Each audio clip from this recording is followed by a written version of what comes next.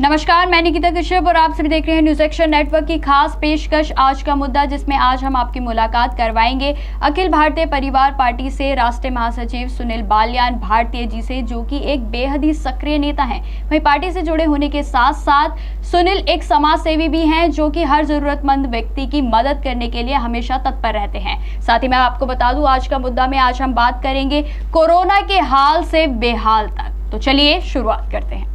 नमस्कार सुनील बालियान जी, बहुत बहुत स्वागत है आपका न्यूज एक्शन नेटवर्क की खास पेशकश आज का मुद्दा में। जी मैडम। जी सर, मेरा पहला क्वेश्चन है आपसे। जहां भारत में कोरोना के हालात बद से बदतर हो रहे हैं, वहीं देखा गया है कि अब कोरोना के केसेस जो आ रहे हैं उनकी संख्या कुछ प्रतिशत कम हुई है, लेकिन वही मौत का आंकड़ा जो है वो बढ़ रहा है। तो आप इस पर क्या कहना चाहेंगे? मैडम देखिए, पहले तो मैं आपके स्टूडियो में जैसे आपसे बात करने आया उसके लिए बहुत बहुत आभारी हूँ आपका, क्योंकि जो मीडिया आज के समय देश के हित में बात कर रही है और मुद्दों पे बात कर रही है तो अच्छी बात है ना। गोदी मीडिया होती तो कौन बात करता। सबसे बड़ी बात यह है, आज कहते हैं कि मौत के आंकड़े बढ़ रहे हैं। मौत के आंकड़े मैडम इतने आ चुके हैं कि उन आंकड़ों का अंदाजा नहीं लगाया जा सकता। सबसे बड़ी बात क्या है, आज इन्होंने जो ये टेस्टिंग कर रहे हैं, अगर उस टेस्टिंग को करके बताते हैं अब भाई जो कोरोना का लेवल है वो डाउन हो गया, ये झूठ है बिल्कुल। क्योंकि मैंने देखा है कि 10-10 दिन के अंदर रिपोर्ट आ रही है। अब 10 दिन के बाद जिसकी रिपोर्ट आएगी उसका क्या होगा। मेरी मम्मी की जो जांच हुई थी वो कोरोना पॉजिटिव आई, लेकिन 10 दिन बाद रिपोर्ट आई उनकी। पापा जी की 6 दिन बाद आई। तो ऐसे कैसे आंकड़े का अंदाजा लगा सकते हैं लोग? ये बिल्कुल गलत है। और रही बात मौत की, मौत का आंकड़ा उनका लगाया जा रहा है जो इनके पास मर रहे हैं, हॉस्पिटल में मर रहे हैं। लेकिन बहुत से लोग ऐसे हैं जो अपने घर पे बिना इलाज के घर पे मर रहे हैं, या जिनको ऑक्सीजन सिलेंडर नहीं मिल पा रहे, या जो लोग हॉस्पिटल में भी एडमिट नहीं हो पा रहे। गांव-गांव में जाकर के देखो कि मौत कितनी हो रही है। सबसे बड़ी बात यहाँ आती है, आज सरकार अपना मुंह छुपाने के लिए, अपने आप को अच्छा बताने के लिए ये कुछ भी झूठे सवाल जवाब करते रहो, बताते रहो जनता को, क्योंकि ना तो प्रचार बनना है, प्रचारक है ना ये तो। इस मौत को भी कहते हैं ना मोदी जी, आपदा को अवसर में बदलो। तो इस आपदा को अवसर में तो बदल रहे हैं वो लोग। वो क्या चाह रहे हैं कि भाई देश की जनता जो मर रही है वो तो मर ही रही है। भाई ऐड हो ही रहा है, प्रचार हो ही रहा है। आज ऑक्सीजन के सिलेंडर लेकर के आओ, इनके मंत्री खड़े होकर के उसके सामने वो फोटो खिंचवाने लगते हैं, फोटो सेशन कराने लगते हैं। कौन सा क्या चाह रही है सरकार, क्या करना चाह रही है, हमें तो ये बताइए। सर, अगर बात की जाए दिल्ली के हॉस्पिटल्स की, जहां पर उपचार के अभाव में रोज आए दिन नए घर उजड़ रहे हैं, बच्चे अनाथ हो रहे हैं, और सर वहीं जो हमारे सीएम अरविंद केजरीवाल जी हैं, उन्होंने कहा था कि कोरोना हारेगा और हम जीतेंगे। तो क्या वेंटिलेटर के अभाव में, बेड्स के अभाव में, ऑक्सीजन के अभाव में हम इस लड़ाई को जीतेंगे? देखिए मैडम, भारत का आदमी इतना सतर्क और मजबूत है, वो जीतेगा जरूर। सरकार जीते ना जीते, लेकिन हमारे देश का व्यक्ति जरूर जीतेगा। मैं मुख्यमंत्री अरविंद केजरीवाल की ही बात कर लेता हूँ। वैसे तो बड़े चिल्लाते हैं ये लोग। मैंने एक दिन देखा अखबार में कि पहले पेज पर मनीष सिसोदिया जी कह रहे हैं कि हमारे पास ऑक्सीजन नहीं है, ऑक्सीजन की किल्लत मची हुई थी, और अगले पेज पर कई हजार करोड़ का ऐड आ रहा है अरविंद केजरीवाल जी का। जनता को क्यों पागल बना रहे हैं? सबसे बड़ी समस्या ये आती है। अब जनता मूर्ख नहीं रही है, जो जनता समझ चुकी है। अब अपने प्रचार में तो पैसे लगाते हैं। अब देखना, अब कुछ दिन बाद पोल्यूशन आएगा। पोल्यूशन से पहले अरविंद केजरीवाल जी एक काम शुरू कर देंगे। पंजाब के अंदर पराली फूकनी शुरू हो चुकी है, हम उस पर छिड़काव करवा रहे हैं, पोल्यूशन बढ़ रहा है, दिल्ली की तरफ आ रहा है। फिर कहेंगे पोल्यूशन आ चुका है, फिर अगला वो प्रचार होगा। उसके बाद फिर प्रचार होगा, आ चुका है, मर गए, खप गए, आप OD1 लगा दो। पहले से इलाज क्यों नहीं करते उस चीज? तो सर दिल्ली में कहीं ना कहीं ये देखा जा सकता है कि जो केंद्र सरकार है और राज्य सरकार है, ये दोनों आपस में विपक्ष है, और जिसका खामियाजा जो है वो जनता भुगत रही है। देखिए, मैं तो ये कहता हूँ विपक्ष भी मरा हुआ है, विपक्ष खत्म है।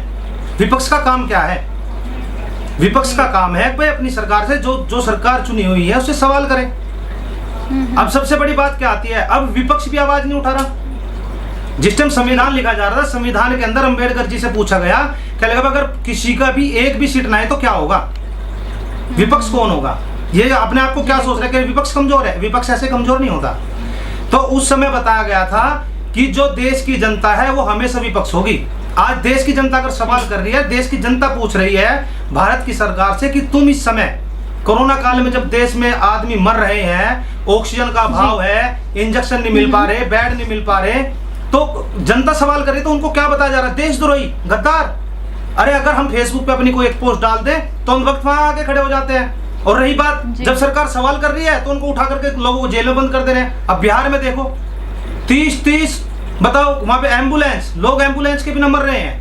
भाजपा वाले ऑक्सीजन सिलेंडर के सामने खड़े होकर फोटो खिंचवा रहे हैं। एम्बुलेंस वाले कोरोना संक्रमित को ले जाने के लिए उनके परिजनों से अपनी मनचाही वसूली करते हैं। जितना मन चाहता है उतने पैसे लेते हैं। 10-10 हज़ार रुपए 4 किलोमीटर के लेते हैं। दोष किसका है मैडम इसमें? दोष प्रशासन का है। तो हम जानना चाहते हैं कि इसमें दोष किसका है? दोष सरकार का है, दोष प्रशासन का है। और सबसे बड़ी गलती कर रही है सरकार। सरकार को सोचना चाहिए ना, सरकार को मुहैया कराना चाहिए ना ये सिस्टम। सरकार क्यों नहीं लागू करती? महामारी क्यों लेकर आए एक आम आदमी? जी सर, अगर बात की जाए कि अभी वैज्ञानिकों के द्वारा कहा गया है कि जो कोरोना की अभी जो है दूसरी लहर चल रही है, वही भारत में तीसरी लहर भी आएगी कोरोना की। और वहीं अगर देखा जाए तो कोरोना की दूसरी लहर से ही हमारे भारत में बेहद ही गंभीर हालात हैं। तो क्या सर हम तीसरी लहर का सामना करने के लिए सक्षम हैं? आप इस पर क्या कहना चाहेंगे? जी जी जी मैडम, देखिए सबसे बड़ी बात यह है, बता रहे हैं WHO से भी चेतावनी आ चुकी है, वैज्ञानिक भी बता रहे हैं तीसरी लहर बहुत भयंकर लहर होगी। लेकिन समस्या क्या है कि सरकार क्या कर रही है इस समय? जब सरकार को पता है कि तीसरी लहर आने वाली है, कौन से कठोर कदम उठा रही है सरकार? अभी सरकार कोई कदम नहीं उठा रही। सब जनता को उन्होंने अपने भरोसे पे छोड़ रखा है। भाई तुम्हें खुद अपनी व्यवस्था करनी है, खुद तुम्हें जीना है। प्रचार प्रसार में ये लोग लगे हुए हैं, लेकिन ये इस चीज को देखते हुए तीसरी लहर की चेतावनी आ चुकी है। जी सर, कोरोना के मामले में सुप्रीम कोर्ट को बीच में आना पड़ा, जिसके बाद दिल्ली में ऑक्सीजन भी मुहैया हुई और लोगों को ऑक्सीजन मिली भी। तो क्या सर ये हमारे भारत में डंडे की ही सरकार है? देखे, मैंने कल भी फेसबुक पे एक पोस्ट डाली थी कि सुप्रीम कोर्ट अगर अपने व्यक्ति के द्वारा आपको ऑक्सीजन सिलेंडर दिलवाती है तो सरकार क्या कर रही है? ये सिस्टम क्या कर रहा है? सिस्टम है ये जी बिल्कुल सुप्रीम कोर्ट के द्वारा सर, अगर सुप्रीम कोर्ट को ही हस्तक्षेप करने के बाद हमें जो है ऑक्सीजन मुहैया करवाई जा रही है सरकार से, मतलब कि सरकार के पास ऑक्सीजन तो है। मैडम मुझे एक बात का पता है, मैंने कल प्रमोद जी मुजफ्फरनगर के विधायक, वहाँ पे एक व्यक्ति को ऑक्सीजन गैस चाहिए थी। मैंने उनको फोन किया, उनके पीए ने फोन उठाया, उसकी रिकॉर्डिंग मेरे पास है, मैं आपको भेज दूंगा। तो सीधी सी एक बात थी, कह लगा विधायक जी का तो शुगर और बीपी इतना ही है, वो बात करने की हालत में नहीं है। माँ किसी को तो जिम्मेदारी दी होगी। हमने कहा भाई तुम्हें जिम्मेदारी मिली है? क्या लगा हाँ जी। माँ तुम क्या व्यवस्था कराओगे? एक आदमी मरने लग रहा है तुम्हारे वहां अस्पताल में पड़े तो उसको ऑक्सीजन की आवश्यकता है, आप क्या करोगे? उन्होंने बताया कहला सर पिछले 24 घंटे से मुजफ्फरनगर के अंदर ऑक्सीजन बिल्कुल बंद है, ऑक्सीजन नहीं आ रही है। तो मुजफ्फरनगर के व्यक्ति को क्या हाल होगा, क्या व्यवस्था होगी उन लोगों की? ये सोचने की बात है। विधायक जी तो लेट के बहाना करके, क्योंकि जब मैंने बताया कि मैं अखिल भारतीय परिवार पार्टी से राष्ट्रीय महासचिव बोल रहा हूँ, ही नहीं मिल पा रही है, लोग ऑक्सीजन की किल्लत के कारण मर रहे हैं। ऐसे केसेस हैं जो सिर्फ ऑक्सीजन की किल्लत की वजह से मौत के घाट उतर गए। मैडम यही सबसे बड़ी समस्या है, लोग बीमारी से कम मर रहे हैं, ऑक्सीजन से ज्यादा मर रहे हैं। सबसे बड़ी समस्या है, एक आदमी की कोरोना की रिपोर्ट बनवाई, भाई उसने जांच करा ली, अपनी रिपोर्ट आई उसकी 10 दिन बाद, लेकिन उसको सांस लेने में दिक्कत हो रही है। हॉस्पिटल में जाने के बाद कहते हैं भाई पहले कोरोना की रिपोर्ट लेकर के आओ, लेकिन वो सुप्रीम कोर्ट ने कल आदेश कर दिया भाई उसकी रिपोर्ट की आवश्यकता नहीं है। तो ये गलती किसकी है? सरकार की है ना, सिस्टम की गलती है। उनको चाहिए कि जिस आदमी को ऑक्सीजन की आवश्यकता उसको ऑक्सीजन दी जाए, समय से दी जाए, उसको भर्ती कराया जाए। अब रही बात कल हम बेड लगा रहे हैं, हम वेंटिलेटर बना रहे, कहाँ बना रहे हैं हमें तो कहीं नजर नहीं आ रहे। जहाँ जहाँ आसपास आपके होटल है, जहाँ होटल है आप लोगों के, जी सर बोलिए, आप पहले बोलिए। जहाँ आप लोगों के होटल है, आसपास होटल है, उनको भी क्वारंटाइन सेंटर बना दो ना, वहाँ पे भी ऑक्सीजन लगवा दो ना। अगर आपके पास बेड की दिक्कत इतनी ज्यादा आ रही है, कहाँ पे होटल नहीं है, किस शहर में होटल नहीं है मुझे बताइए। और सरकार बताती है हम यहाँ बना रहे हो, अरे बनी बनाई जो चीजें हैं उनको ही बना लो। अब कॉमनवेल्थ गेम कराए कांग्रेस ने, कॉमनवेल्थ गेम के अंदर क्या करा, एसी भी किराए पे, बेड भी किराए पे, हर चीज किराए पे थी ना। तो जो होटल आ गया उनका बेचारा कारोबार भी चल जाएगा, उनसे ले लो ना। अगर तुम्हारे पास इतनी जल्दी बनाने के लिए पैसा नहीं है तो उनसे किराए पे लेकर के उसको बना दो। सिर्फ ऑक्सीजन की तो व्यवस्था करनी है, डॉक्टर की व्यवस्था करनी है। सर अगर बात की जाए किसान आंदोलन की, तो इस समय भी जो किसान हैं वो बॉर्डर्स पर, मतलब महामारी के चलते, जहां महामारी का इतना प्रकोप है उसमें भी किसान जो है बॉर्डर्स पर टिके हुए हैं, तो क्या इस परिस्थिति में इस समय बॉर्डर्स पर किसानों का टिके रहना सही है? मैडम हमें एक बात बताइए, आप किसान तो पहले भी मरा हुआ था। पहले तो जिंदा था, किसान को मारने के लिए किसान को मारने के लिए ये 3 काले कानून लेकर के आए।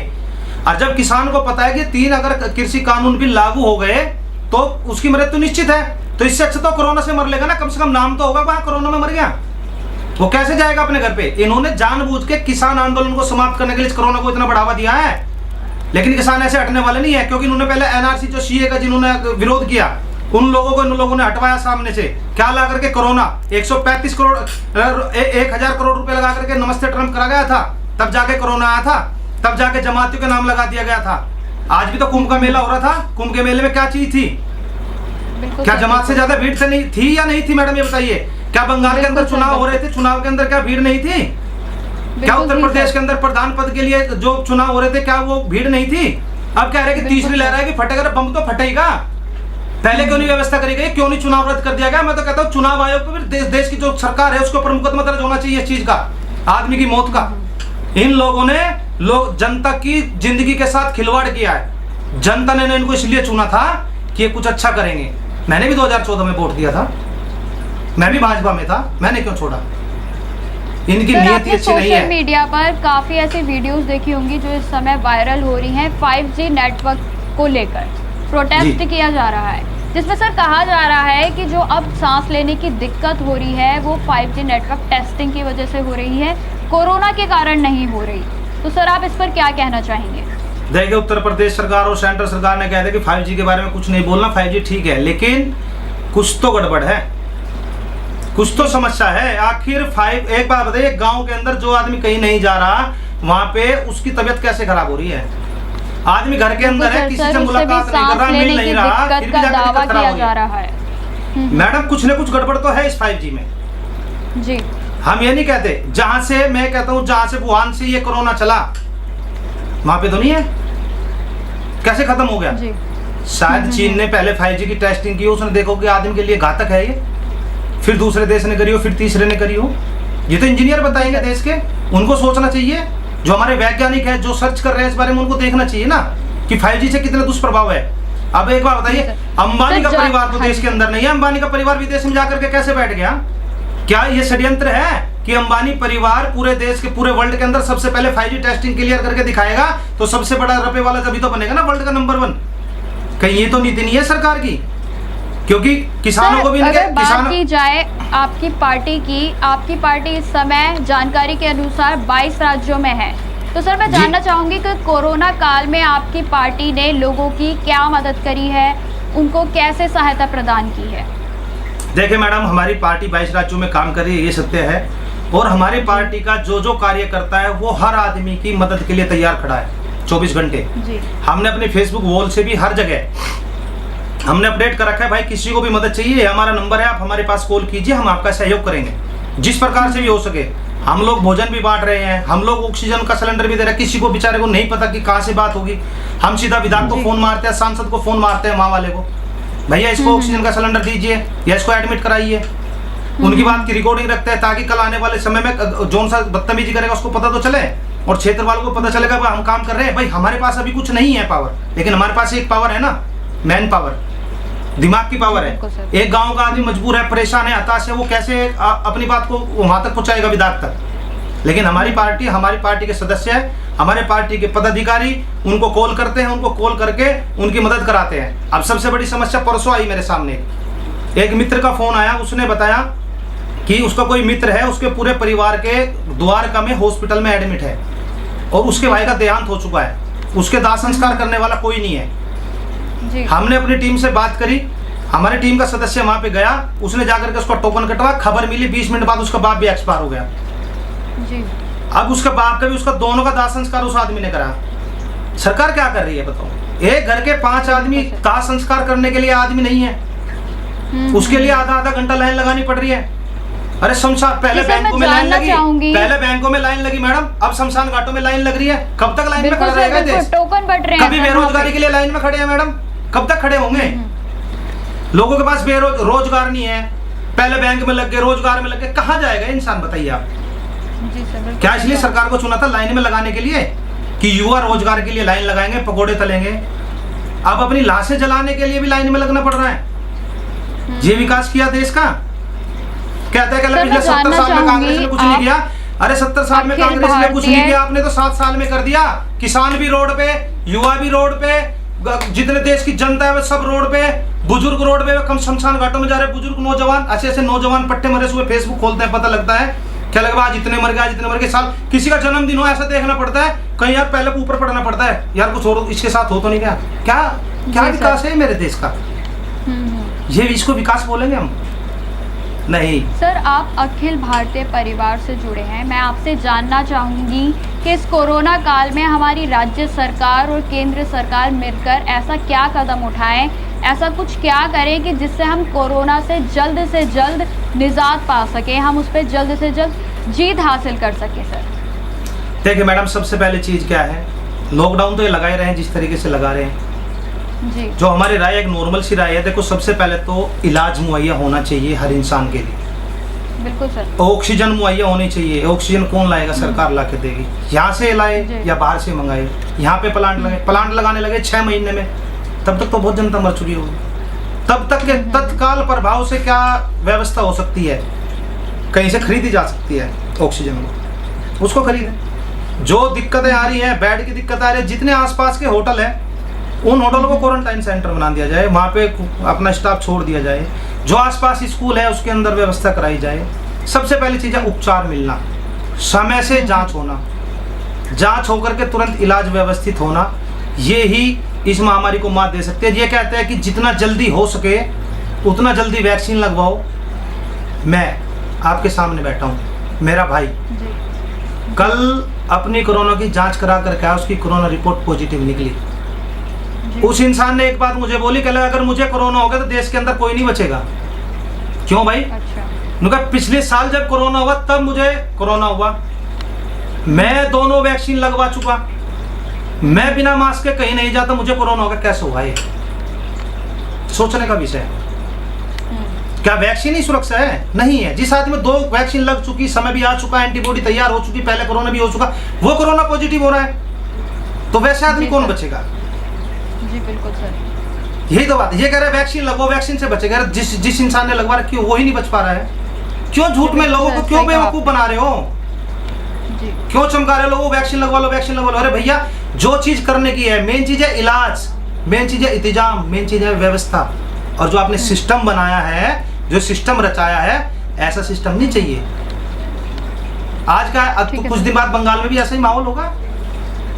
आज बंगाल में दंगे करवा रखे हैं, दंगों के बाद में फिर कोरोना चला जाएगा। वहां पे चुनाव लड़े हैं ना मोदी जी, बहुत बड़ी बड़ी रैलियां करते थे।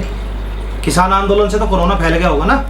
किसान तो बेचारे बैठे हैं अपनी जगह पे जा करके, वो तो अपने हकों की लड़ाई लड़ रहे हैं, अपने अधिकार मांग रहे हैं, नहीं दे रहे ना, क्या करें बताओ? ठीक है सर, बहुत बहुत धन्यवाद सर आपका न्यूज़ एक्शन नेटवर्क से जुड़ने के लिए। जी मैडम, धन्यवाद, बहुत बहुत धन्यवाद। जैसा कि आपने देखा, ये थे अखिल भारतीय परिवार पार्टी से सुनील बालियान जी, जिन्होंने हमारे साथ अपनी जानकारी साझा की। आगे भी और भी जानकारी के लिए बने रहे न्यूज़ एक्शन नेटवर्क की खास पेशकश आज का मुद्दा से। नमस्कार।